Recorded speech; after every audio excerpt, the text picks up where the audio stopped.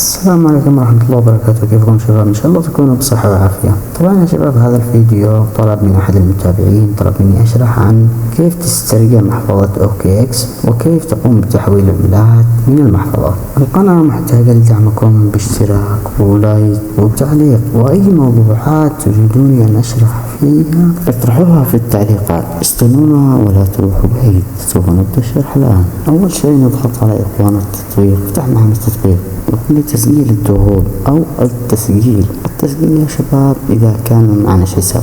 نحن معنا حساب ولكن نشتي نستعيد هذا الحساب، نضغط تسجيل الدخول، تفتح معنا هذه الواجهة تسجيل الدخول بالرقم الهاتف أو البريد الإلكتروني أو الحساب الفرعي. أنا بفتح عن طريق البريد الإلكتروني. بعد ما نضغط البريد الإلكتروني ندوس على التالي، يقول لي فحص المصري، تكمل عملية التحقق من خلال إدخال كلمة المرور أو البصمة أو التحقق من الواجهة. أنا بقول له إيش كلمة مرور، بدخل كلمة المرور، بعدين بتفتح معانا الواجهة اللي هي واجهة المنصة أو المحفظة. نضغط عند المحفظة. الآن بيقول لي كيف تسترجع حقك بالمحفظة، هل بالعبارات الأولية أو المفتاح الخاص، النسخ الاحتياطي على السحابة غير متصلة بالإنترنت، استعادة المحفظة بدون مفتاح. أنا بقول له استعيد المحفظة عن طريق العبارات الأولية.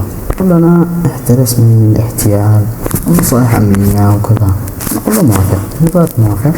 الآن معانا يقول لك ايش، ادخل العبارات الأولية أو ندخل كل كلمة لحالها مفصولة عن الأخرى بالترتيب نفس ما قابلنا هنا في المرة الأولى. ضروري تكون مرتبة، إذا كانت مش مرتبة ما بتفتحش معنا المحفظة، أو كانت الكلمات غلط ما بتفتحش معنا المحفظة. ضروري تكون الكلمات مرتبة عشان تفتح معنا المحفظة. نقوم بإدخال الكلمات. ثم نعود لكم، يقول لي الآن تعيين كلمة مرور المحفظة، يعني علشان أحمي محفظتي ضروري أعين لها كلمة مرور. نقوم ندخل كلمة المرور. بعد ما ندخل كلمة المرور نؤكد كلمة المرور. بعد ما نؤكد كلمة المرور نضغط موافق. خلاص تنتقل لنا للمحفظة. كان معنا USDT بالمحفظة، نقوم بتحويله أو بإرساله لمحفظة ثانية. كيف نرسله لمحفظة ثانية؟ ندوس على إرسال، يطلع لنا اختيار من الرقمية، نختار USDT ولا إرسال عملة. نقوم بإدخال عنوان المحفظة. عنوان المحفظة أي الذي بنرسل لها، الذي يكون استلام، يعني أنا برسل مثلا من OKX إلى باينانس. خلاص بروح باينانس، نفتح تطبيق باينانس.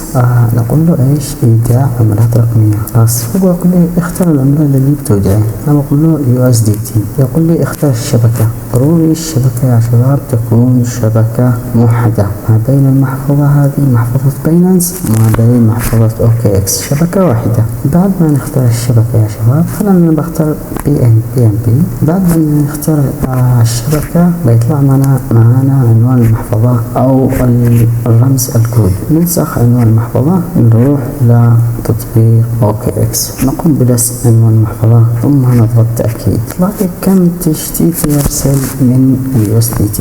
أنا بقول له مثلا كامل أو بقول له 10 أو كل ما موجود بالمحفظة. طبعا أنا ما فيش معي هنا USDT، كتبنا خلاص تم الإرسال. إلى خير لا نقول لكم مدعا ولكن لا لقاء جديد وشرح جديد إن شاء الله. لا تنسوا الاشتراك وتفعيل جرس اللقاء.